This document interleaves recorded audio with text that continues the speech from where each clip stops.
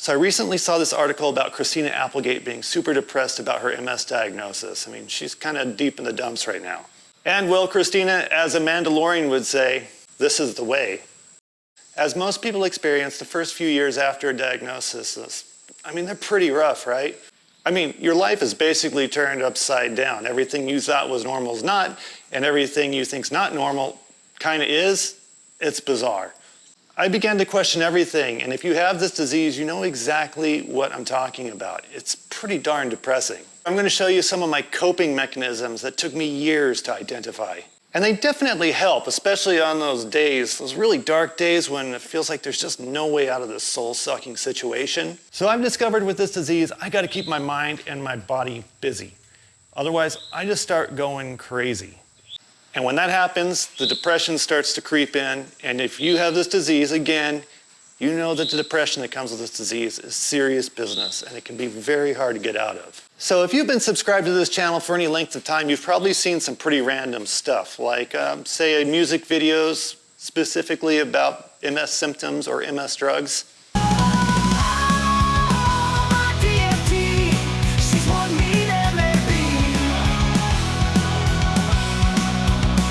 And that's a direct result of the new AI platforms that are coming out for music creation. They're pretty awesome, and I've been experimenting with them, so I thought I'd try them out. So when I'm not creating total hits with AI music creators, I'm working on things like this, the world's smallest portable foot pump for bicycles. Ta-da! Click to deploy the legs. 2, use a one-handed pump head to put on the valve. 3, simply step. It's that easy. Then there was the one-handed bicycle pump head, which I have over here. That attaches on a valve on a bicycle, and you're good to go. And it works on both Presta and Schrader, and sells in 24 countries. So that's another one. And then there's the automatic cupcake sprinkler, which I made out of a car polisher and a power controller. I did this one with my son. It was super fun. I present to you, I think I called it the Sprinkleator 2000. Dun, dun, dun, dun, dun, dun, dun, dun, dun, dun, dun, dun, dun. That's right. Standing at almost 5.5 feet tall, weighing almost 50 pounds, and able to sprinkle multiple cupcakes in a single bound. This is the cupcake sprinkler you're gonna want with you wherever you go. Okay, first, lighting effects. What? Okay, gotta turn that one on over there. Okay, that one over there. That's to verify you're getting good sprinklage. Oh my gosh, what he lost his mind. Okay, now I need some sprinkles. And I put them in the sprinkler's belly, like this. Wait, is that my cookie sheet? It could be. Would your cookie sheet be, well, would it have been in the kitchen? Yes. Wait, that's that. What? Chef, I want you to know I was thinking of you when you said multiple cupcakes. We're talking about quantity here, okay? This too. So we're gonna go ahead and put these in line. So we're just gonna do 3 for now. Any reason you're only doing 3? Just to show functionality. Okay, we turn on our... Wait a second. What? I see a failure of your... Where's the failure? You can actually roll.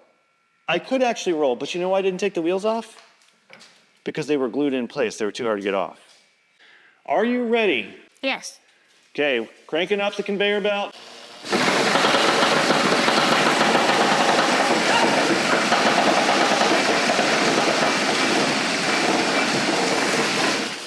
Ta-da! 3 cupcakes, right to the chef. They barely have sprinkles on them. Well, that was, I don't know what happened there. Maybe I need to tune it. Okay, let's try it again. You didn't see this. Nothing to see here, folks. Move along. Okay, are you guys ready? Give me a countdown, bud. 3, 2, 1. Here we go. Powering up. Stand by.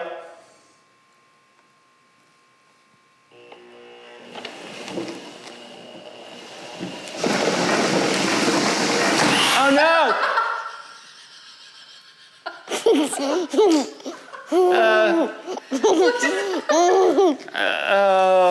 I wouldn't eat that one. The conveyor belt got out of control. Hey, there's that cookie sheet for you. Thanks for letting me use it. Oh, gee, thanks. What am I going to do with that? You bet. All right, bye-bye now. Oh, and we can't forget the LandSpeeder, which this is the frame of it here. Let's cut to the actual video of it in action.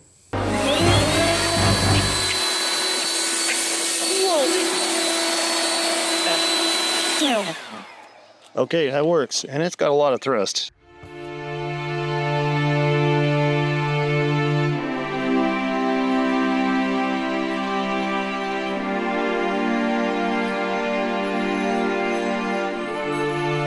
Prototype run number 1, low speed test, right?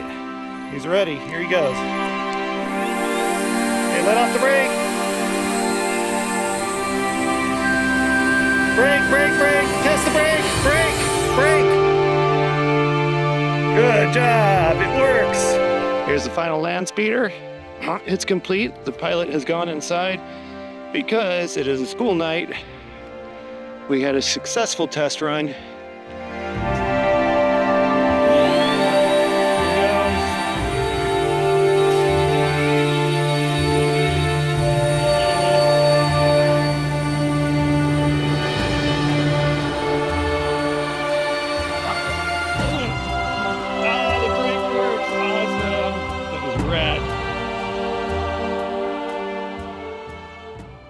Now for our version of the StarWars Uber service.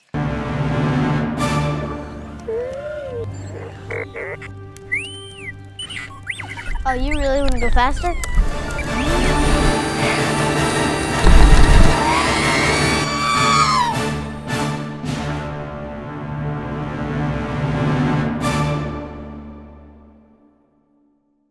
That was an awesome project, and it was made out of 2 leaf blowers. And then I love to be analytical because it really challenges my brain and I can identify trends.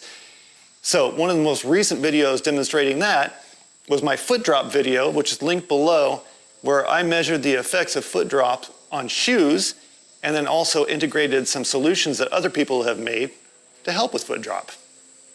Let's examine some slow motion video of my stride as well to see what's really going on as the rubber hits the road.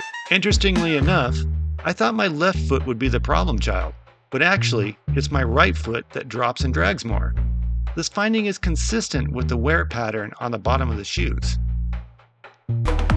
Adjust the dorsiflexion angle, peel up the reel to release the steel rope.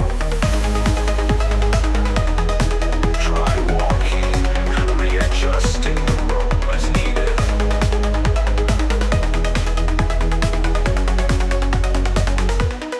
Try walking, readjusting the rope as needed. Try walking, readjusting the rope as needed. I really wanted to give this thing a fair shot and test it over 26 miles. But within the first half mile, it became clear that this device truly does what it says. I instantly noticed less drag and tripping. It made my walking more enjoyable. I could feel the brace pulling and supporting the foot. I think it's a good buy for the purpose, and you could make the argument that a good pair of hiking boots might offer the same support, but those are heavy and way too hot to wear in the summer. How long will this thing last? Well, that remains to be seen. I understand why they made it lightweight and sort of out of cheapy feeling material. I think they want to make sure it doesn't get uncomfortably hot. While the fabric does breathe, it does get a bit warm to wear on a hot day. Ironically, that's when I need the device the most. I'll update on the durability. Secondly, I worry about the device providing too much assistance and causing atrophy in the muscles that already have issues causing drop foot. Will my drop foot become more pronounced without the brace on? If I became accustomed to wearing it more often? That also remains to be seen. In the meantime, I give this device a thumbs up, but we'll continue to test it. Conclusion. For now, it's worth the $29 it set me back. I'll link to it in Amazon below. It's an affiliate link. So I continue to engineer stuff and analyze stuff, and it's not as easy as it used to be, but it still is satisfying, and it keeps me from going completely bonkers because of the inconsistency from my MS. The one thing I have some control over is being able to just hack things apart, hack things together, and study what they do. It gives me a great deal of satisfaction, and it takes my mind off of all the MS symptoms. On the worst days, I can just sit down and start pounding out a tune on AI music or on the piano. You know, and those are the days when I don't have a lot of energy and I'm super fatigued and I can't move well or I can't see well. And then on the days where I feel good, I'll head out here into the garage and my son and I, who's 7, will start just hacking things together to see what we can come up with. And we usually have a ton of fun. So now it's your turn. What is your coping strategy or strategies? What keeps you from going completely crazy with this disease? And if you don't have one and you're going crazy because you're newly diagnosed, start looking into thinking about how you can get your mind off your MS, even if it's 10 minutes a day, 30 minutes a day, 5 minutes a day, 1 minute a day, whatever. It will help, I promise you. Having something that will help you be distracted from all your symptoms will be a godsend. And it could be as easy as having a friend you can call and talk about stuff other than your MS. That's just a tip from someone who's had MS a long time. Anyway, I appreciate you all. Comment down below. I'd love to hear what you guys are doing for yourselves and make things at least tolerable if you can. I'm Cliff. This is Life with MS, and I'm out.